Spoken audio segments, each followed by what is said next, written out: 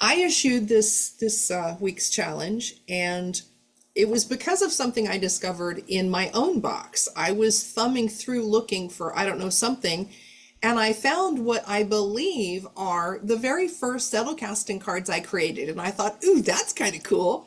So our challenge today was to show the first or the earliest that you could find of the cards that you created, and then the most recent as of the date that I issued the challenge. So if you wrote cards yesterday, they don't count as your most recent. But if you want to use those, that's okay too. So we don't, as Mel likes to say, nobody's going to come and yell at you if you do it differently.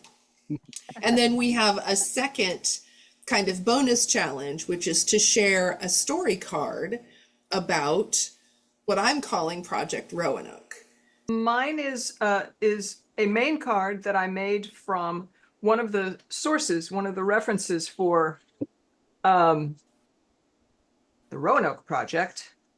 And the book is Jane McGonigal's Reality is Broken. And again, the purpose for this is that the ancestors have a view about games and life. And this is pertinent to that.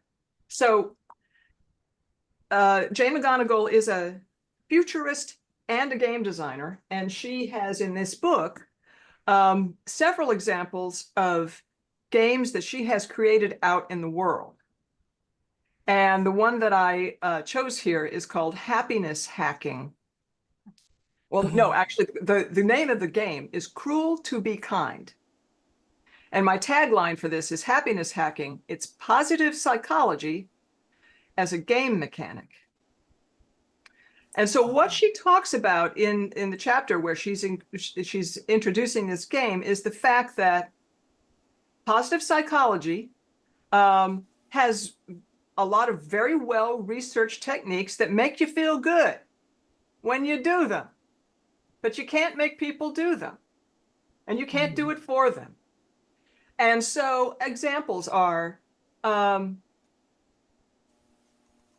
write in a journal every day all the things that you appreciate, or perform random acts of kindness. And everybody, and it's apparently been proven, according to her, according to like Martin Seligman, who is a researcher that I know that Kathleen, you are familiar with. People do feel better when they do these things. But what she says is in a cynical culture, these happiness increasing behaviors feel hokey and inauthentic.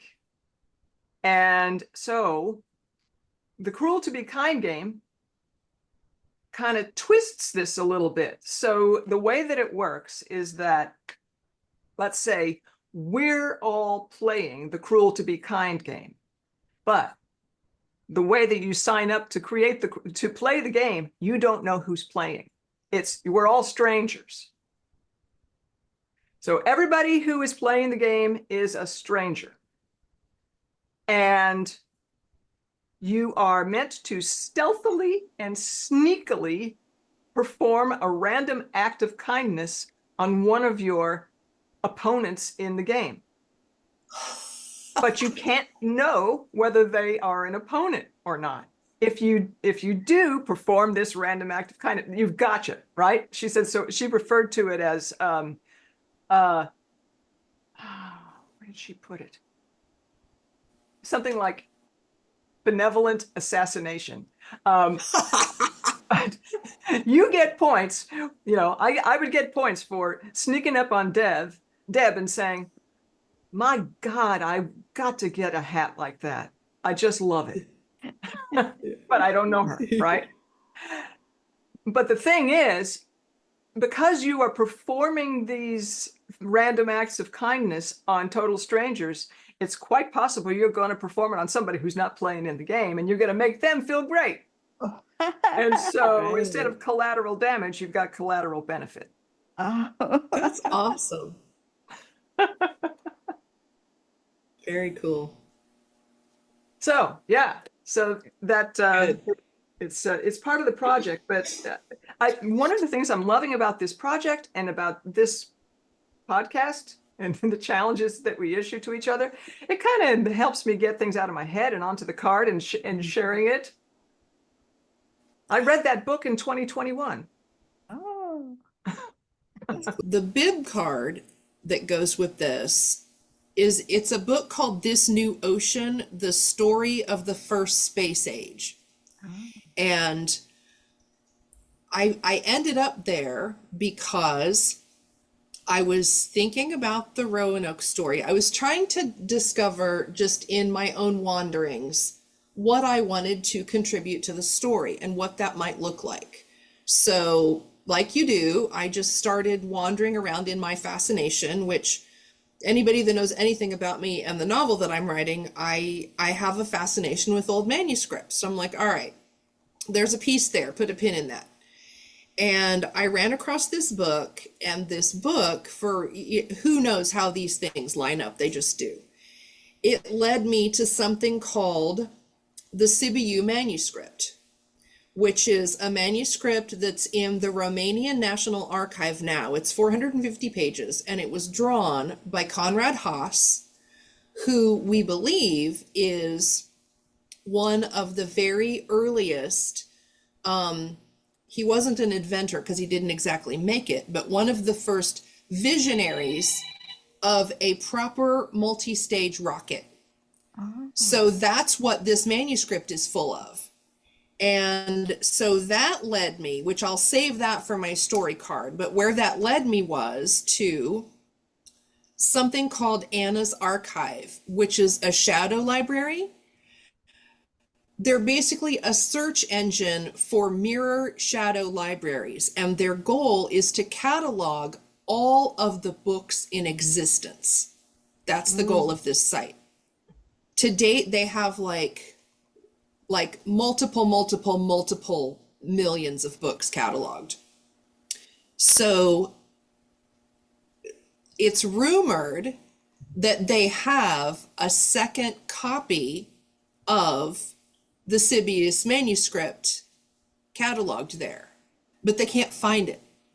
So, okay, we have ourselves a story heading here. Yeah. So yeah, that's my most current card. Is I got the book This New Ocean to read about the genesis of building the first rockets, which this manuscript is dated between 1550 and 1570, depending on whether you're looking at the writing or the parchment. And then, of course, that led to where can I see, has this been photographed, and can I see it? And that took me down the hole of the Shadow Library, who supposedly has a copy, but we don't know. So that's my most recent card, too. Awesome. The working title of this is Becoming Became, comma, number one. Okay, Becoming Became, number one. So you can have all kinds of becomings that, that became, number two, number three, number four, on and on. Okay, and the setting in this case is the basement of a two-family suburban home in anywhere New York or wherever state, city, country, population 193,000, in a vibrant, diverse neighborhood. The character is a central female protagonist or a close relative somewhere in time. The conflict is authenticity is being strangled by cluttered surroundings. And the what if part is, what if in a last ditch, all out effort to declutter her life and her surroundings, she finds a trove of impeccable boxes and beaded boards. She thinks she hears them. Knocked it out of the park.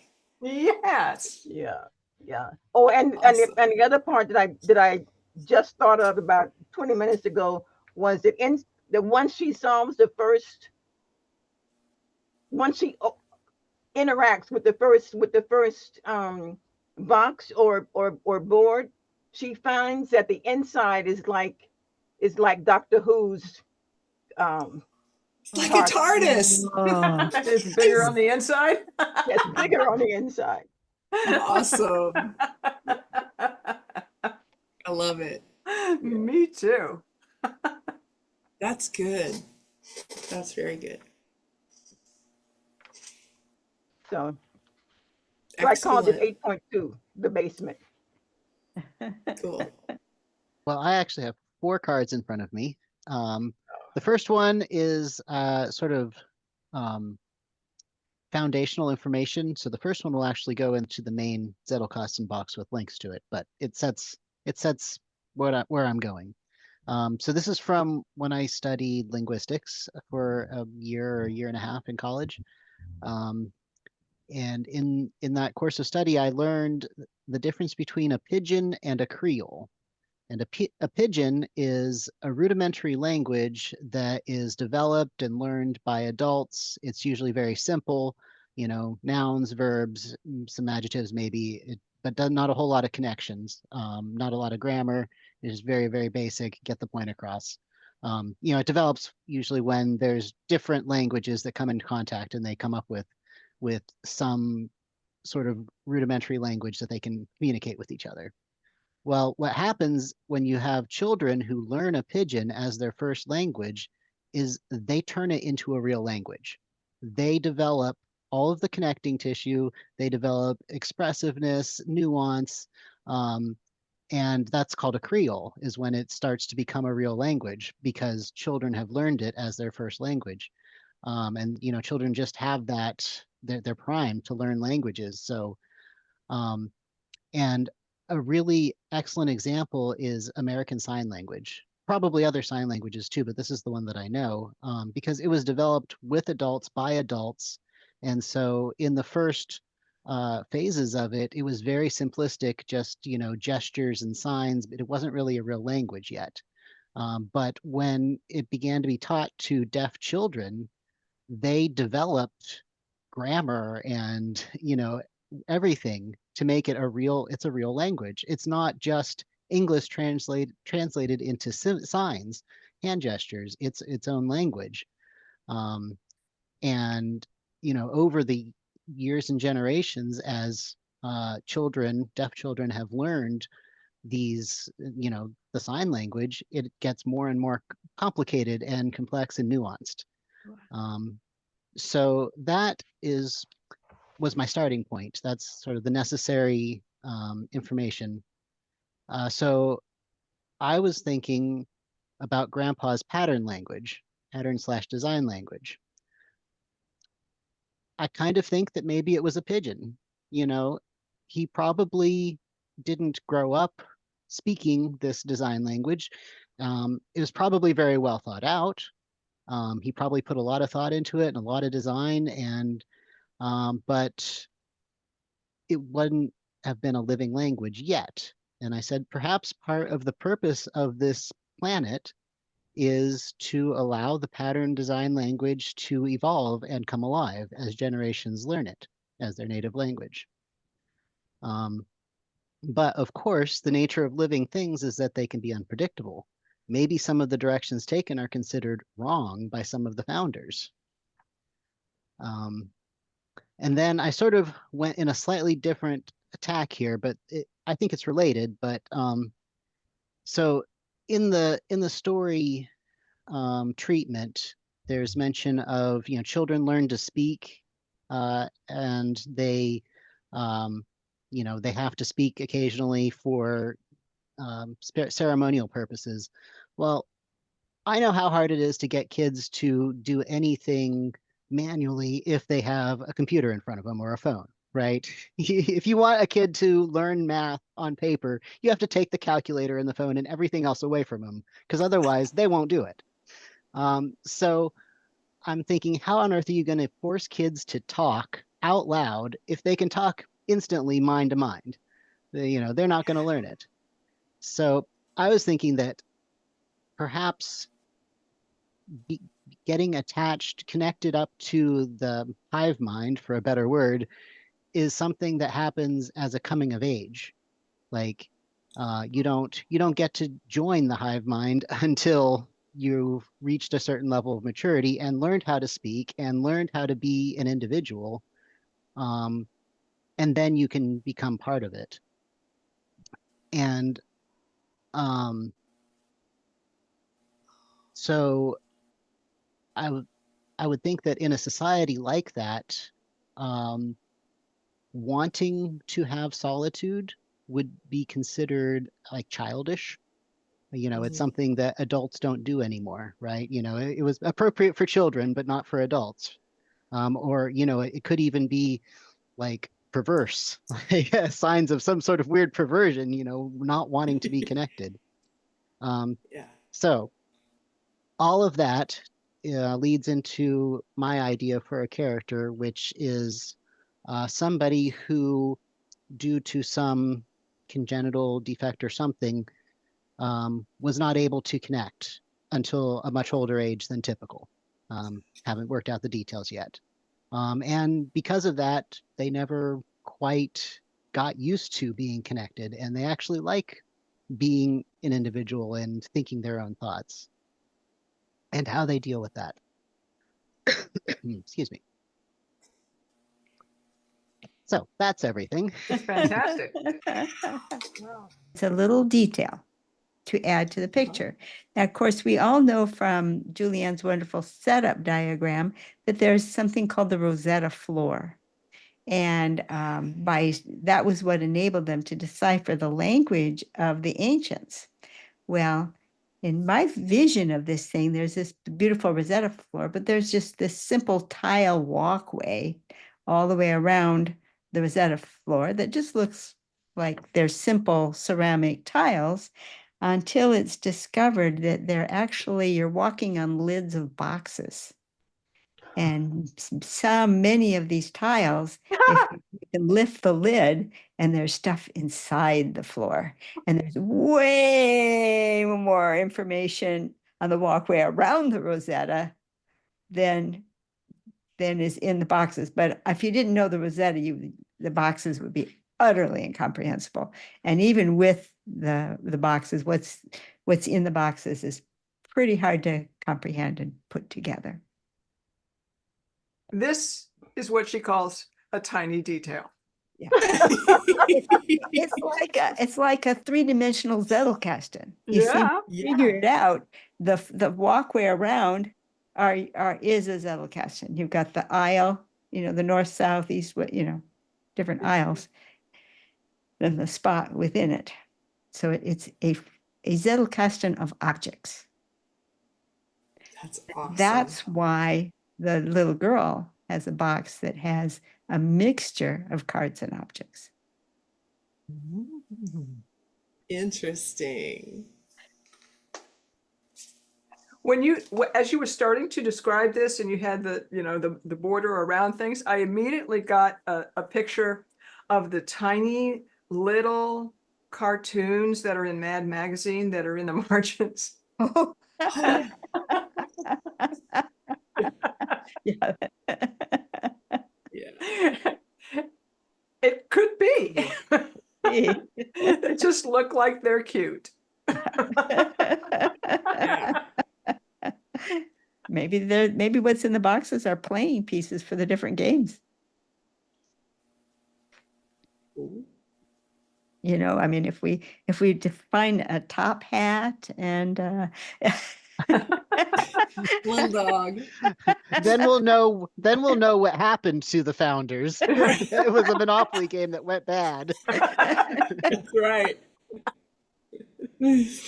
After I went down the road of trying to figure out how I wanted to approach this, then immediately, almost immediately, as soon as I read about the manuscript in the Shadow Library, my whole head was just full of Grandpa. So my questions were, my card is kind of a card of questions because that's always where I start. So I have that the only copy in existence of this manuscript is rumored to be in this Shadow Library. And my questions are, who put it there? will there be a hard copy discovered, or will that somehow play in? But the most important piece is that the reason it's in there in the first place is because Grandpa had a hand in it. We don't know what that is yet, but he somehow has a hand in both the provenance and where this manuscript has ended up. And I see it as one of his early kind of liking to be mischievous and hide things, sort of in plain sight, but not really. I really have a good sense of how he might think this was really funny. So that's where that thread is going. I think, I don't know, part of me thinks that either he knew Conrad Haas, he somehow channeled him, somehow he had a hand in how this object came to be, and he's being very mischievous about how he allows people to figure this out and why it's important. I made a card for the design language because it's going to be a big thing, and I'm calling it HIPS for hiding in plain sight. Nice. And the one of the elements that came out is that, well, what are we going to call this lost colony? And the name for the lost colony in the language of HIPS is "Nice try!" exclamation point.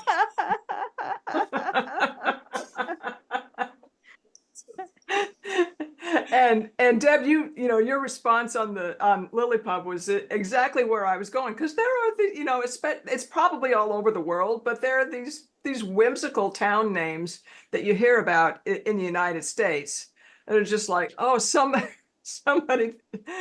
had a sense of humor, and as I was just putting that one down there, the editor was going, oh, that's going to be too obvious. Oh, that's going to be too obvious. And the thing is, we won't know what's too obvious, I feel, until we've thrown everything at it all along the way, and then we come back and edit. But the editor is banished for this. So there are going to be a lot of the goofy things here that will be charming to us, but might not survive. But I think that we should just absolutely go hog wild, because I could imagine a lot of these things being, it's like, I've been staring at that all my life and I just thought that was a dad joke. But it actually is meaningful. And some of those are going to be spoilers. So I've just started collecting a bunch of them and we'll be sharing them with y'all. Wow. Cool. No, I completely agree. I think having the everything but the kitchen sink zero draft is the best way for us to really hone in on what we want the main thing to look like. So I totally agree.